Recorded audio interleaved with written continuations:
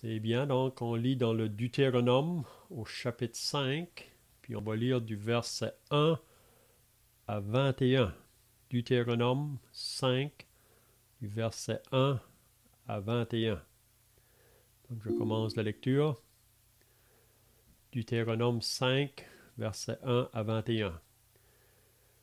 Moïse convoqua tout Israël et leur dit: Écoute, Israël, les lois et les ordonnances que je vous fais entendre aujourd'hui. Apprenez-les et mettez-les soigneusement en pratique. L'Éternel, notre Dieu, a traité avec nous une alliance à Horeb. Ce n'est point avec nos pères que l'Éternel a traité cette alliance. C'est avec nous, qui sommes ici aujourd'hui tous vivants. L'Éternel vous parla face à face sur la montagne du milieu du feu. Je me tiens alors entre l'Éternel et vous, pour vous annoncer la parole de l'Éternel, car vous aviez peur du feu, et vous ne montâtes point sur la montagne. Il dit: Je suis l'Éternel, ton Dieu, qui t'a fait sortir du pays d'Égypte, de la maison de servitude.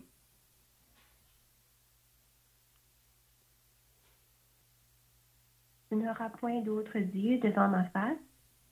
Tu ne te feras point d'image taillée, aucune ressemblance de ce qui est dans les cieux en haut, ni de ce qui est sur la terre en bas, ni de ce qui est dans les eaux au-dessus de la terre.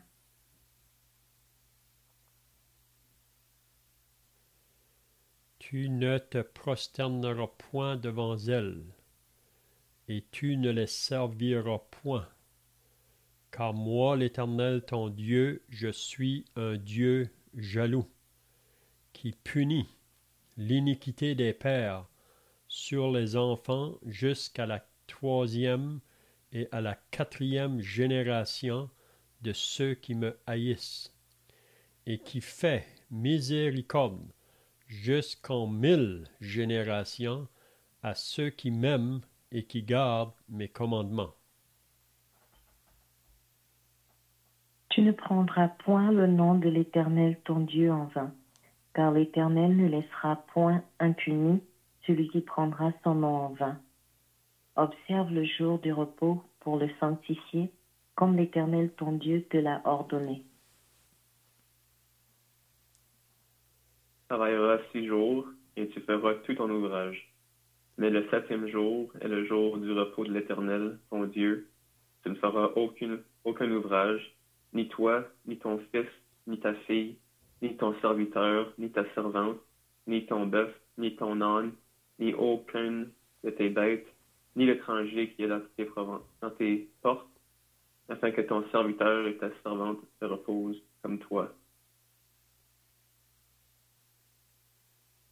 Et tu te souviendras que tu as été serviteur dans le pays d'Égypte, et que l'Éternel ton Dieu t'a fait sortir de là à main forte et à bras étendus. C'est pourquoi l'Éternel ton Dieu t'a commandé de garder le jour du sabbat. Honore ton père et ta mère comme l'Éternel ton Dieu te l'a commandé, afin que tes jours soient prolongés et afin que tu prospères sur la terre que l'Éternel ton Dieu te donne.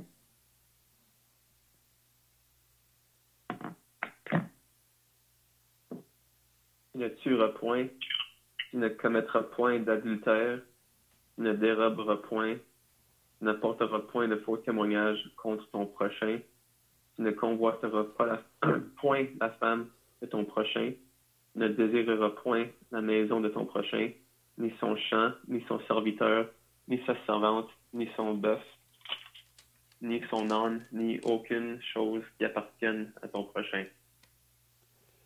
Amen. On va arrêter là pour ce matin. Donc, si vous étiez là la semaine passée, on avait regardé ce que Moïse voulait rappeler au peuple d'Israël, là, le Dieu dans lequel il servait. Il nous a fait comprendre qu'il n'y a pas d'autre Dieu comme l'Éternel. Puis il faut que Israël, il faut se rappeler là, ici qu'on est à la fin des 40 ans dans le désert, puis que Moïse est en train de parler à la deuxième génération de ceux qui sont sortis du pays d'Égypte. Il faut se rappeler que la première génération sont morts dans le désert, puis la raison, c'est à cause de leur désobéissance. Pourtant, quand que Dieu avait parlé à la première génération, il avait donné cette même loi que Moïse est en train de répéter là, à la deuxième génération. La première génération l'avait reçue, cette loi-là. Puis si vous vous rappelez dans l'Exode, après que Dieu avait donné la loi, le peuple avait dit, nous allons faire tout ce qu'il nous a dit. Donc, ils avaient des bonnes résolutions. Ils étaient bien décidés, si on peut dire. Puis c'était une bonne chose. Même Dieu l'a dit à Moïse. C'est bien qu'est-ce que le peuple dit. Mais on sait que leur résolution n'a pas tenu.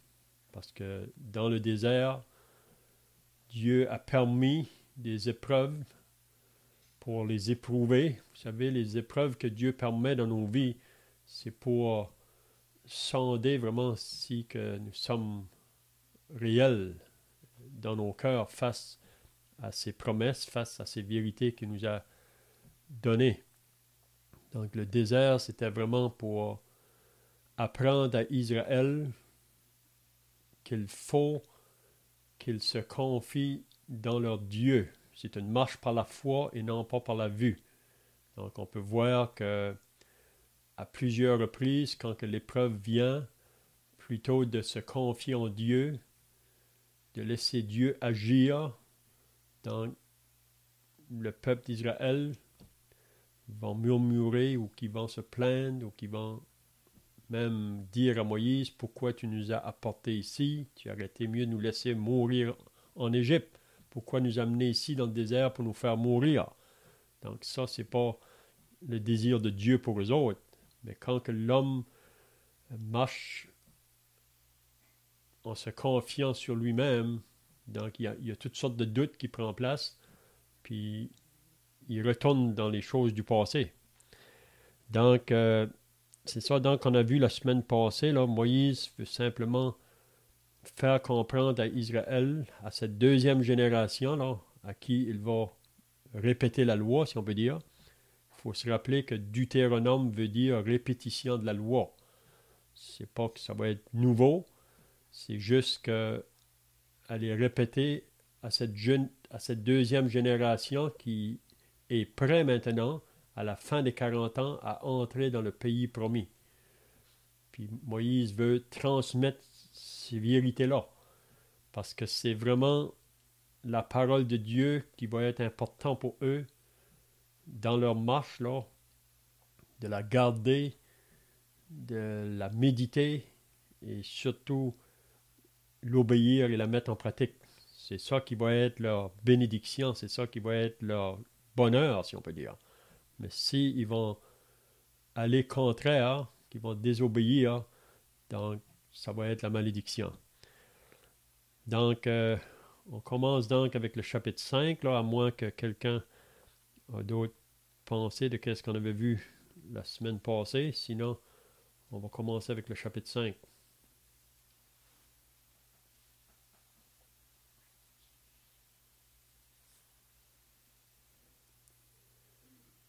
Donc, à la fin du chapitre 4, on voit à partir du verset 44 à 49, Moïse, on voit là seulement où il se trouvait à ce moment-là, là, à la fin des 40 années dans le désert. Donc, à partir du verset 1, donc au chapitre 5, il dit « Moïse convoqua tout Israël et leur dit ». Donc, ça, c'est vraiment Israël qui est associé à la deuxième génération, là. Vous savez que ce que Moïse va dire ici, c'est comme j'ai dit tout à l'heure, ça a déjà été dit longtemps avant. On pourrait dire que ça a été dit 40 ans avant, moins 3 mois. Parce que si vous vous rappelez, après que les enfants d'Israël sont sortis de l'Égypte, c'est 3 mois après qu'ils ont arrivé à la montagne du Sinaï. Puis c'est là que Dieu les avait donné la loi. Donc Moïse va répéter cette loi-là ici. Donc Moïse convoqua tout Israël et leur dit, écoute Israël. Donc ça c'est très important pour Israël, là, qu'ils écoutent. Vous savez, quand la parole de Dieu est annoncée, c'est très important qu'on fasse attention, qu'on soit bien concentré, si on peut dire, à écouter. Parce que la foi vient de ce qu'on entend et ce qu'on entend de la parole de Christ ou de Dieu. Donc l'importance d'écouter. Donc écoute Israël. Vous vous rappelez que Jésus, à plusieurs reprises dans les évangiles, quand il parlait à la foule, là, il disait que celui qui a des oreilles pour entendre, entende. Oui? Parce qu'il y a tellement de voix aujourd'hui qui se fait entendre autour de nous, tellement d'informations. Et on peut y aller jusqu'à l'autre bout du monde pour avoir les nouvelles de partout. Mais c'est pour ça que on vit dans un monde aujourd'hui, pour la plupart, en aucun temps pour l'écoute de la parole de Dieu. Mais on a du temps pour écouter tout ça que le monde a à nous offrir. Mais pour nous qui sommes associés au peuple de Dieu, c'est très important là, si on va avoir de la bénédiction dans nos vies, si on va connaître le vrai bonheur, ça va être en s'exposant à la parole de Dieu. Donc, écoute Israël, les lois et les ordonnances que je vous fais entendre aujourd'hui. Donc, il veut qu'ils écoutent bien. Qu'est-ce qu'il va leur dire à ce moment ici? Vous savez que Moïse ici, lui sait qu'il ne va pas entrer dans la terre promise. On avait vu ça là, dans le chapitre 3. Même quand il avait encore intercédé devant Dieu de le laisser entrer, mais Dieu a dit non. On sait que Moïse ne va pas entrer. Les seuls qui vont entrer dans la terre promise de la première génération, c'est Caleb et Josué. Mais les autres sont tous morts dans le désert. Donc, écoute Israël, les lois et les ordonnances que je vous fais entendre aujourd'hui. Apprenez-les et mettez-les soigneusement en pratique. Donc, qu'est-ce qu'on peut apprendre ici, là? Quand que Moïse dit à Israël, premièrement, il parle d'écouter, bien entendre, puis ensuite, il va dire, apprenez-le et mettez-les soigneusement en pratique. Qu'est-ce qu'on pourrait dire ici que Moïse veut le faire comprendre, là, si quelqu'un a des pensées?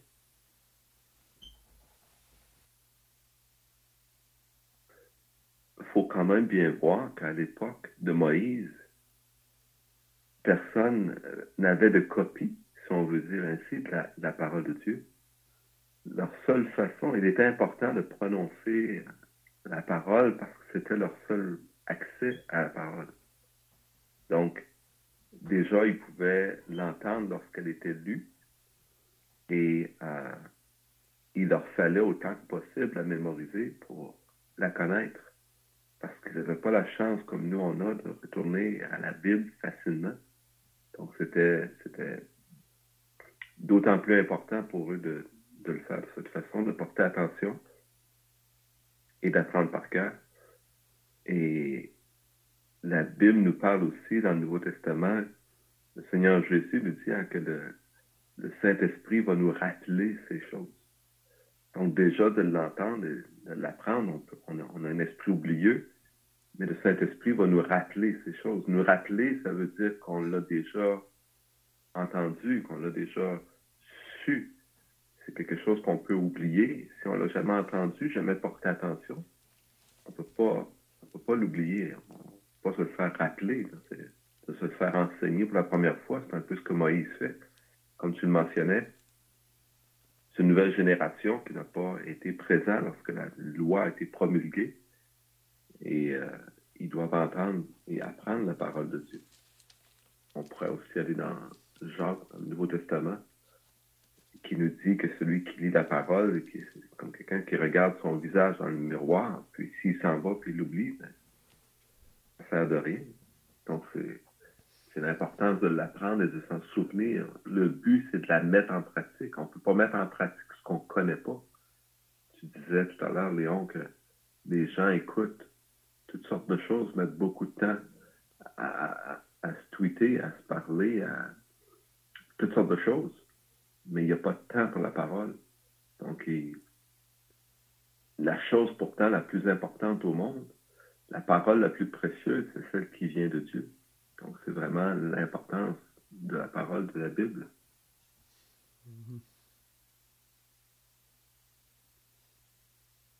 Donc, 2 Pierre nous rappelle ça aussi, là, au chapitre 1, sa deuxième lettre.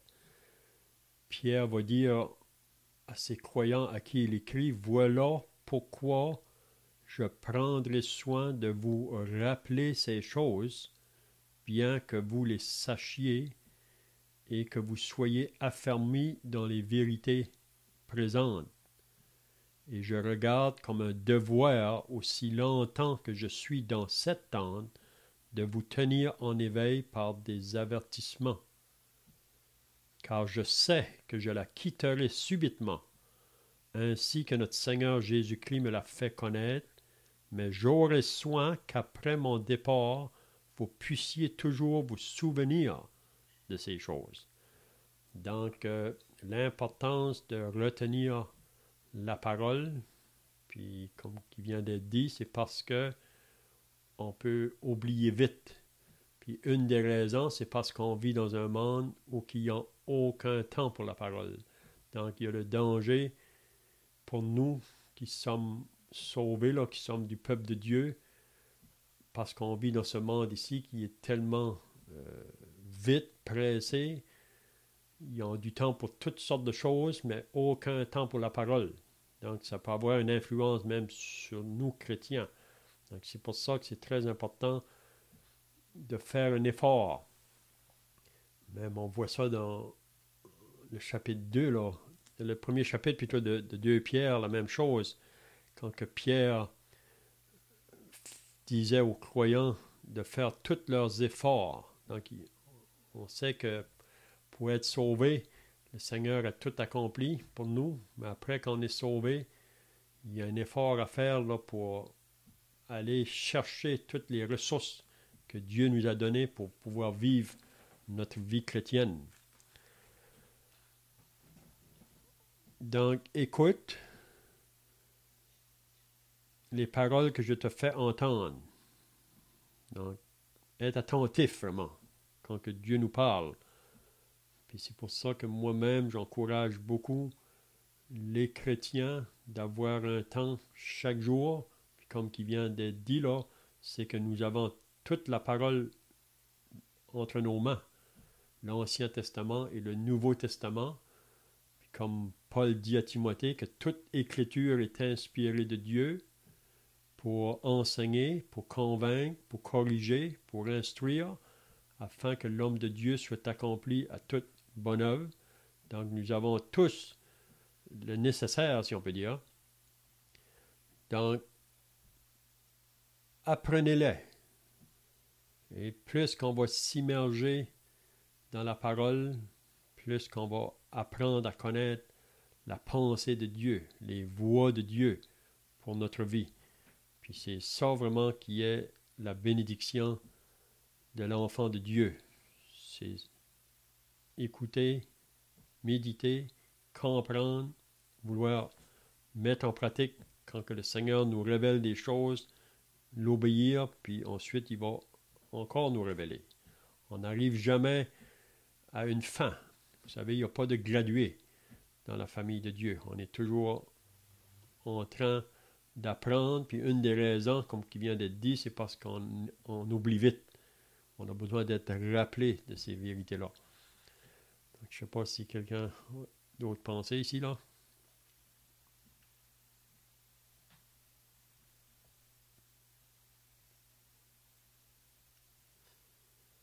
Et donc, le verset 2, « L'Éternel, notre Dieu, a traité avec nous une alliance à Horeb. » Donc, ici, Moïse rappelle à cette génération-là, la deuxième, là, que cette alliance-là a été faite à Horeb. Donc, c'est au début, vraiment, de leur sortie d'Égypte.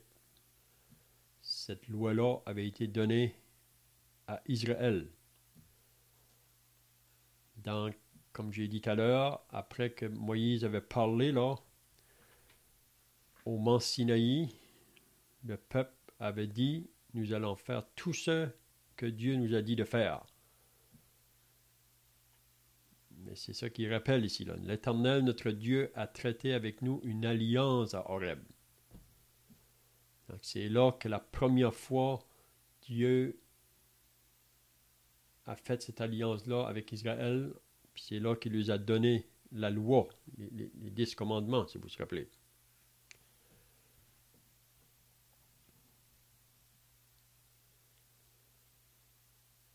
Qu'est-ce qu'il dit au verset 3 quand il dit « Ce n'est point avec nos pères que l'Éternel a traité cette alliance, c'est avec nous qui sommes ici aujourd'hui tous vivants. » Donc, qu'est-ce qu'il veut dire quand il dit « Ce n'est point avec nos pères que l'Éternel a traité cette alliance » ?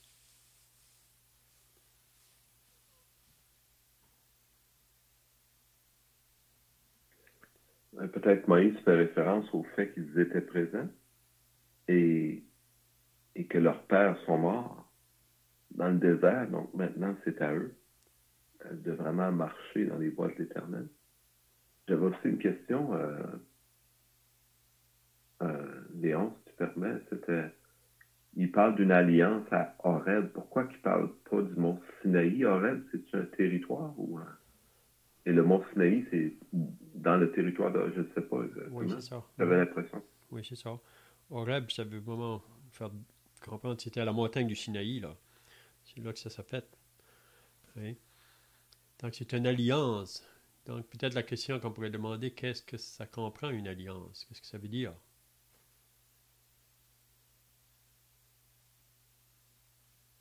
C'est moi, je vois ça comme un engagement. Et l'engagement qui était là, c'est que Dieu leur disait que d'écouter sa parole, un peu la même chose que Moïse est en train de dire. Et Dieu leur disait qu'il s'était acquis Israël en les libérant d'Égypte. Il lui appartenait, c'était maintenant son peuple. Et qu'ils étaient à lui, qu'ils devaient écouter et mettre en pratique sa parole. C'est je sais pas, une alliance comme une espèce de pacte, c'est une promesse qui est faite. C'est ça. L'un envers l'autre. Donc, il y a plusieurs alliances qui ont été faites dans la parole de Dieu, là. Même avec Abraham, il y a eu des promesses qui ont été faites. Puis même ici, qu'est-ce qu'il veut nous dire? Ce n'est point avec nos pères que l'Éternel a traité cette alliance, parce que la loi ou l'alliance que Dieu a faite sur la montagne du Sinaï, là, ça n'a pas été fait avec les patriarches, on veut dire, Abraham, Isaac, Jacob. Cette loi-là que Dieu a donnée à Israël sur la montagne du Sinaï, là, c'est après les pères. Hein?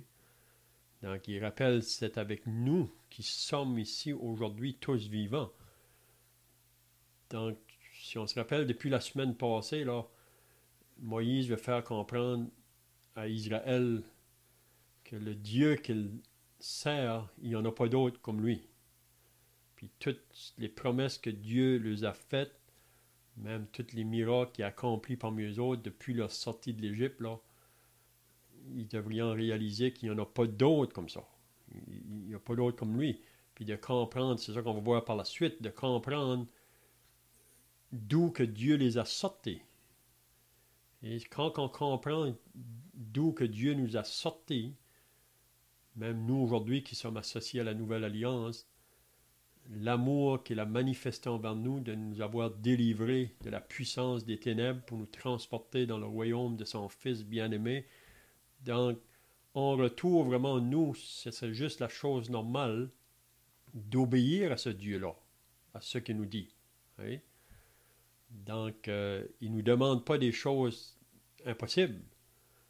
Il nous dit simplement que si on veut jouir notre vie présentement sur la terre comme croyant, ça va être toujours dans l'obéissance à sa parole. Parce qu'il faut toujours réaliser qu'on a cette nature charnelle en nous qui s'oppose toujours à ce que Dieu veut. Et une nature qui veut faire le contraire. Et, mais c'est là qu'on va voir, pour pouvoir obéir ou faire les choses que Dieu nous demande, c'est seulement par l'Esprit de Dieu en nous. C'est pas par nous-mêmes. Hein? Donc, ce n'est point avec nos pères que l'Éternel a traité cette alliance, c'est avec nous qui sommes ici aujourd'hui, tous vivants.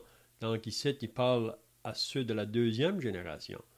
Mais vraiment, quand que Dieu a donné cette loi-là à Israël, c'était à la première génération qui se trouvait là, à la montagne, à Horeb. Mais cette première génération-là a failli, si on peut dire. Donc, c'est pour ça qu'il ne faut pas penser que nous, on est plus forts ou qu'on va faire meilleur par nous-mêmes, comme eux vont essayer de faire par eux autres-mêmes. Vraiment, la marche avec Dieu, comme on a dit dans les semaines passées, c'est une marche par la foi. C'est pas par la vue. Le moment qu'on veut marcher par la vue, là, c'est marcher par soi-même. Donc, c'est un peu comme que Paul dit dans l'Épître aux Galates, « J'ai été crucifié avec Christ, et si je vis, ce n'est plus moi qui vis. » Donc, c'est ça qu'il faut qu'on comprenne quand ça vient de marcher avec Dieu. C'est plus moi qui vis, mais c'est Christ qui vit en moi. Si je vis dans la chair, on est toujours dans un corps de chair, mais il dit, je vis dans la foi au Fils de Dieu qui m'a aimé et qui s'est livré lui-même pour moi. Donc, ce que Moïse enseigne à Israël, c'est la même chose pour nous aujourd'hui.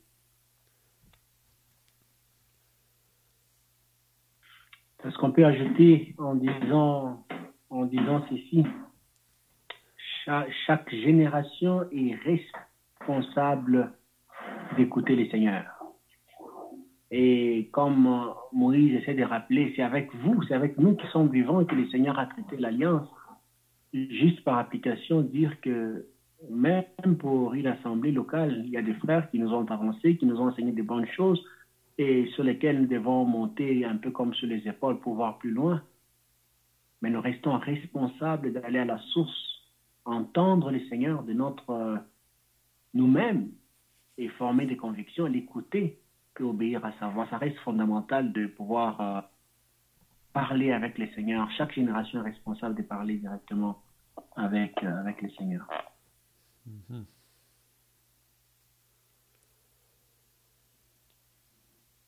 On voit aussi l'importance de transmettre les vérités aux générations qui viennent après nous. Je pense que c'est peut-être dans Juge, je ne me rappelle pas, mais il y a Josué qui entre dans le pays premier. Ensuite, la génération après lui, ils font bien. Je pense que la deuxième génération après, qu'ils disent qu'ils ont oublié les voies de l'Éternel, ils se sont détournés, si on peut dire.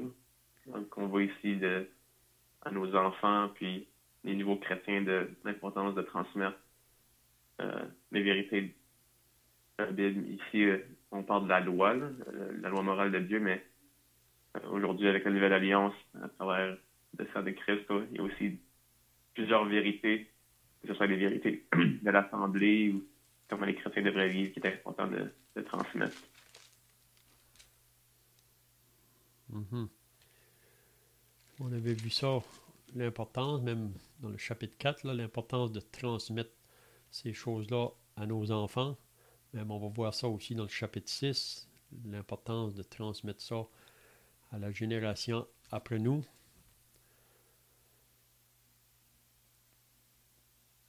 Donc, il dit au verset 4, « L'Éternel vous parla face à face sur la montagne du milieu du feu. » Donc, il rappelle toujours quand Dieu les a parlé là, à la montagne à Horeb. Et il les a parlé face à face sur la montagne. Et si vous vous rappelez, là, le peuple était en bas de la montagne. Il avait été interdit même au peuple de s'approcher de la montagne. Le feu, les tonnerres qui se faisaient entendre, puis Dieu a parlé. Puis même le peuple était effrayé vraiment.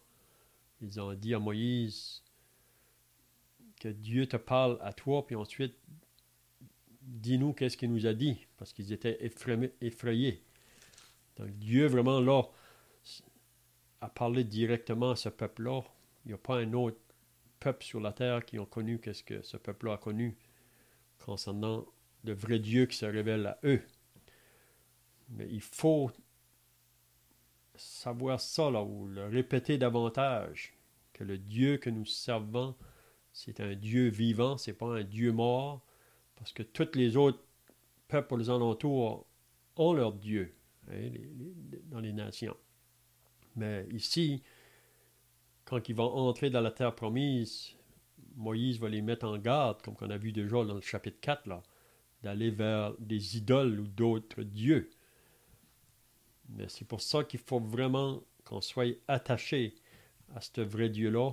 Puis la manière qu'on va s'attacher à lui, c'est quand on réalise, qu'on saisit davantage ce qu'il a fait pour nous. Hein.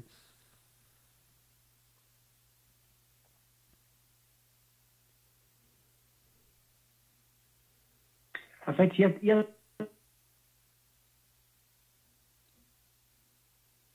toujours, et Moïse essaie de les rappeler. Rappelez-vous ce moment-là, à la montagne, Dieu vous a parlé face à face. Et comme le frère venait de le dire, le frère Léon ici, c'est important pour nous aussi de nous rappeler les débuts, quand le Seigneur nous a parlé, surtout au moment du salut.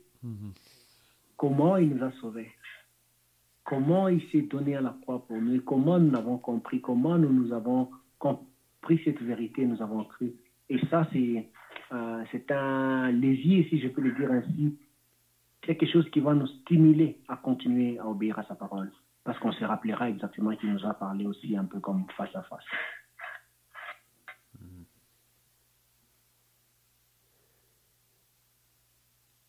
Donc, si on saisit ce que Dieu a fait pour nous, donc ses commandements ne seront pas pénibles. C'est ça que Jean nous dit dans son épître. Et ça va être juste notre désir de vouloir obéir à ce qu'il nous demande. Quand on comprend ce qu'il a fait pour nous, donc on veut juste nous soumettre à lui, obéir à ce qu'il nous demande, puis c'est ça vraiment la bénédiction. Mais il faut toujours se rappeler qu'il y a toujours cette nature-là en nous qui s'oppose à ça, qui s'oppose. Hein? Donc j'aime à répéter là, le psaume 1er qui dit que l'homme heureux, c'est celui qui met son plaisir dans la loi de l'Éternel et qui la médite jour et nuit. Vous savez, pour le monde, c'est une perte de temps, ça. Pour le monde autour de nous, c'est une perte de temps. Même le monde associé à nos familles ou à des collègues de travail ou si vous êtes à l'école, si vous voulez partager la parole, pour beaucoup aujourd'hui, c'est une perte de temps. Mais on voit les conséquences de ça. Et pour le monde qui n'ont pas de temps pour la parole. Mais pour nous qui sommes sauvés, heureux l'homme qui met son plaisir dans la loi de l'Éternel et qui la médite jour et nuit. Il dit qu'il est semblable à un arbre planté près d'un courant d'eau et dont le feuillage ne se flétrit point. Tout ce qu'il fait lui réussit. Puis il dit ensuite, il n'en est pas ainsi des méchants. Il sent comme la paille que le vent dissipe. Donc, si on veut connaître le bonheur, si on veut connaître la bénédiction dans nos vies, ça va être en étant attaché à sa parole. Il n'y a pas d'autre chose. Hein? Le monde essaye de trouver un bonheur aujourd'hui dans les choses que ce monde ici veut donner. Mais ça, c'est une illusion. Ce n'est pas le bonheur que Dieu nous promet ça. Hein?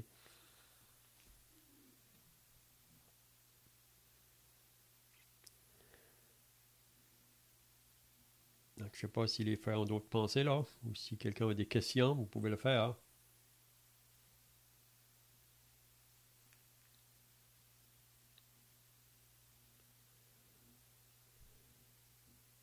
Est-ce que nous référons un peu à ce qui s'est passé à la montagne, quand Moïse dit le Seigneur vous a parlé face à face, est-ce qu'il fait référence simplement à cette réalité que les enfants d'Israël ont vu, le feu, ou c'est juste une expression pour dire le Seigneur était si proche de vous?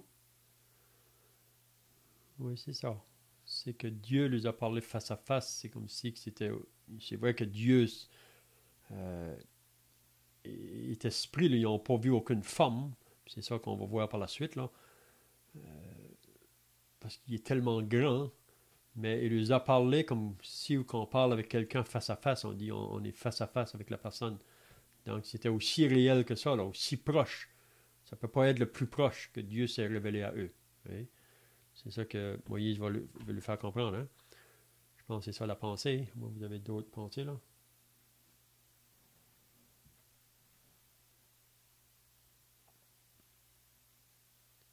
Non, mais juste comme pour dire, j'oublie maintenant les passages qui disent dans Hébreu que nous, les chrétiens, nous sommes plus privilégiés que les enfants d'Israël. Mm-hmm. Ils se sont approchés d'une montagne, mais nous, on ne s'est pas approchés d'une montagne. Nous nous sommes approchés du Seigneur Jésus lui-même. Et donc, la révélation que Dieu a faite aux enfants d'Israël est beaucoup inférieure qu'à la révélation que nous connaissons aujourd'hui dans le Seigneur Jésus. Eh bien, il nous parle face à face. Face à face, pas physiquement, mais si on est tranquille dans la parole de Dieu, tranquille dans notre esprit, il peut vraiment se révéler à nous et on ne va jamais oublier des moments de communion, des moments d'intimité et qui vont être juste naturels pour qu'on se rappelle que c'est simplement merveilleux de pouvoir lui obéir. Donc, comme on venait de le dire encore une fois, que les livres de la loi ne s'éloignent point. Qu'on essaie de la méditer jour et nuit, le monde autour de nous va faire en sorte qu'on lise pas. Mm-hmm. Il y a aujourd'hui les téléphones qui nous empêchent d'être en communion avec le Seigneur, dans ce sens, si on n'est pas discipliné, à un moment, il y a des messages de WhatsApp qui entrent, il y a tout ça qui entre, il y a des messages sur Twitter, il y a des informations, ça et là. Mais que Dieu nous donne la grâce de nous en débarrasser et d'avoir un temps où il nous parle face à face. Nous sommes si proches de Dieu qu'aucun peuple n'a jamais été. Même pas Israël. Nous sommes si proches de Dieu par celui qui a versé son sang à la croix pour nous.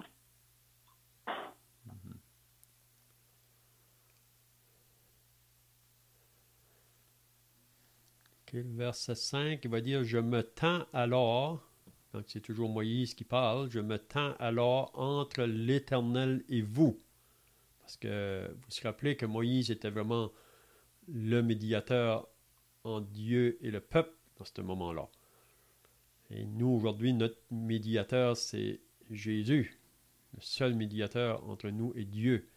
Mais ici, on voit que Moïse était comme un médiateur qui parlait de la part de l'Éternel au peuple. Je me tends alors entre l'Éternel et vous pour vous annoncer la parole de l'Éternel.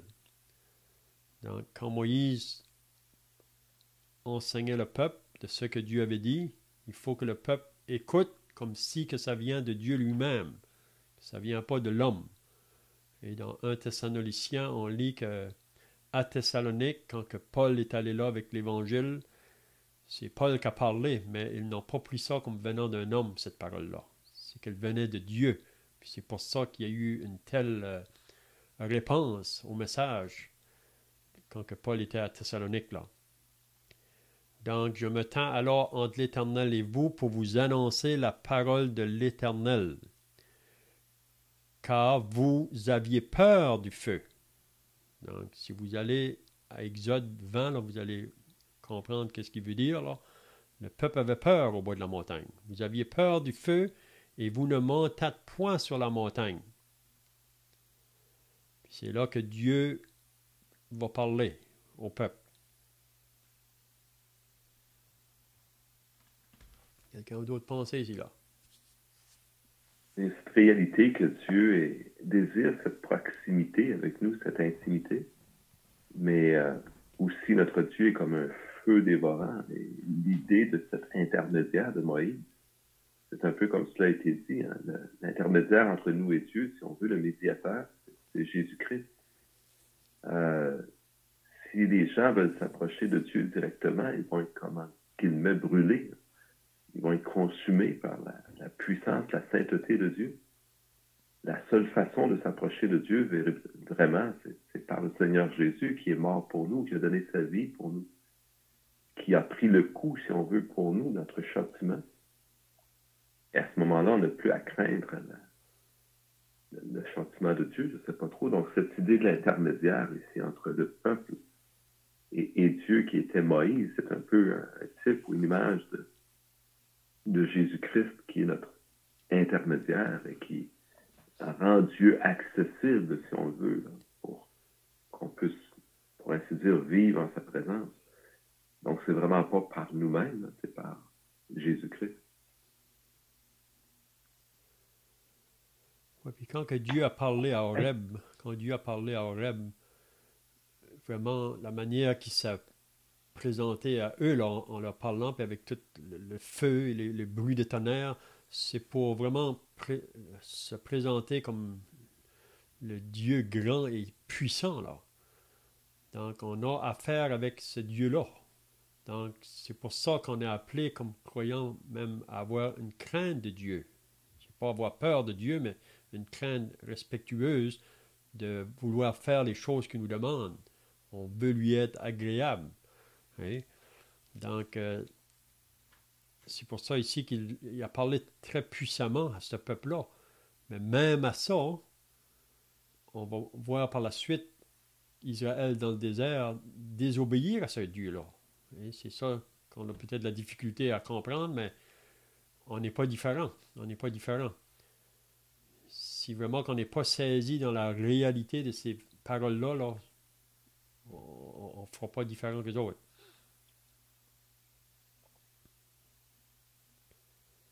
Quand ça dit au verset 5, vous aviez peur du feu et vous ne montâtes point sur la montagne. Les enfants d'Israël étaient défendus, n'est-ce pas, de monter sur la montagne? Mm-hmm.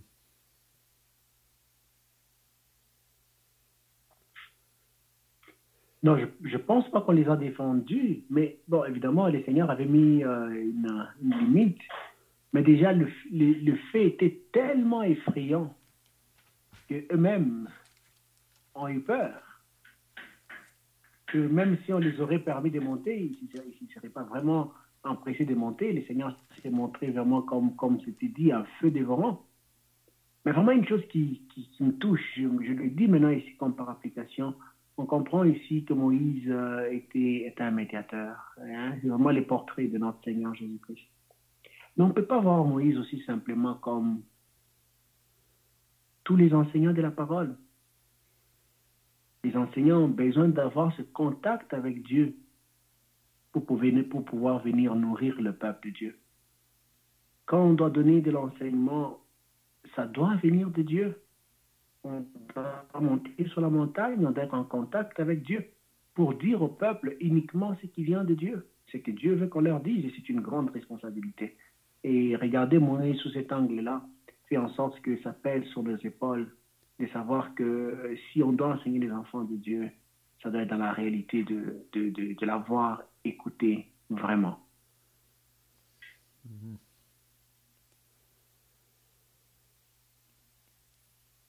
Ma question aussi, c'est dans Exode au chapitre 19, verset 12. Ici, le commandement qui est donné aux enfants d'Israël de ne pas s'approcher de la montagne, même pas d'y toucher, même pas de toucher le pied de la montagne. Je me demandais juste pourquoi est-ce que c'est le cas.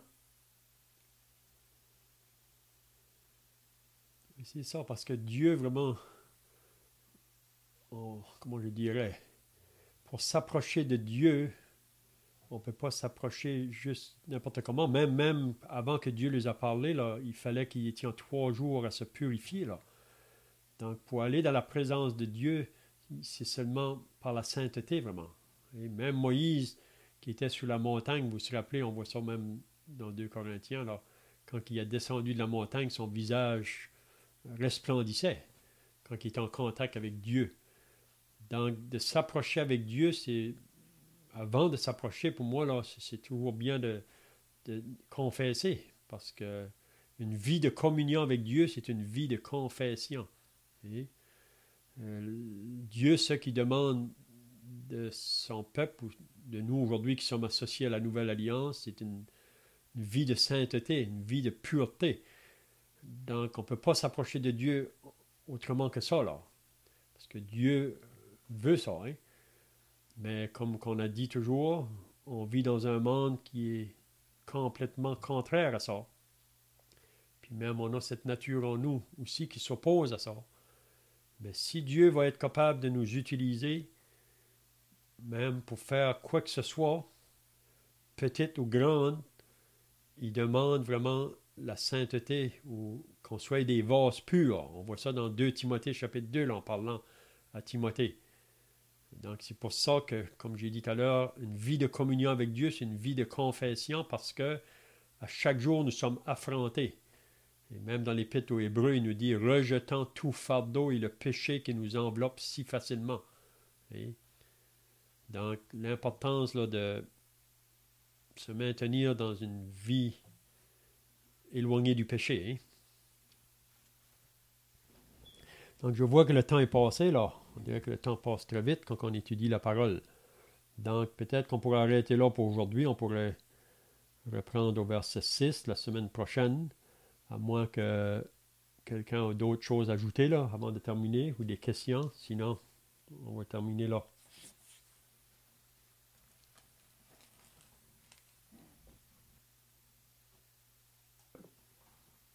Prions. Ô Seigneur notre Dieu, tu nous connais, tu nous as créés. Seigneur, tu sais de quoi nous avons besoin et c'est de toi dont nous avons besoin, Seigneur. Nous avons besoin de nous approcher de toi par ta parole, de connaître tes voies afin d'être gardés en nos cœurs, de nous éloigner de la vérité. Et tu es la vérité. Le Seigneur Jésus lui-même de dire qu'il était le chemin, la vérité et la vie. Père, toutes ces choses ne se trouvent qu'en toi. Mais le mensonge, c'est de nous faire croire que le bonheur, que la vérité puisse se trouver en autre, en quoi que ce soit autre que toi. Père, nous l'avons vu aujourd'hui, c'est dans ce monde où tout devient comme insensé, où il y a tellement d'informations disponibles au bout du doigt. Et la tendance, Seigneur, de l'homme, c'est de faire passer ces autres choses devant toi et de s'éloigner de toi. Père, merci de nous rappeler ces choses, car nous ne sommes pas différents d'Israël. C'est là ce que ta parole nous enseigne également. Père, nous te bénissons, ton peuple est béni, déjà d'entendre ces paroles qui viennent de toi et qui nous avertissent, qui nous disent ces choses ouvertement et franchement et directement à nous. Il nous appartient, nous l'avons dit aujourd'hui, à cette génération, à chaque génération, de nous attacher à toi. C'est à nous de veiller sur notre cœur, nous personnellement.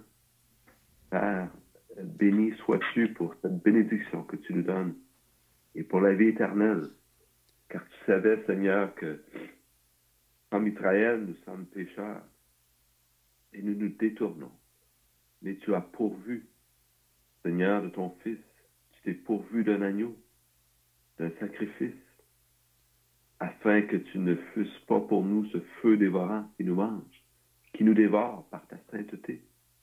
Seigneur, tu nous as toi-même sanctifiés, tu nous as toi-même lavés. Le Seigneur Jésus lui-même de nous donner cet exemple et de prendre ce seau d'eau alors qu'il a lavé les pieds de ses disciples et de dire à Pierre, si je ne te lave, tu n'as aucune part avec moi. Père, encore une fois, nous te glorifions, nous te rendons grâce pour toutes ces choses, par ton Fils, notre Sauveur, le Seigneur Jésus. Amen. Amen. Amen.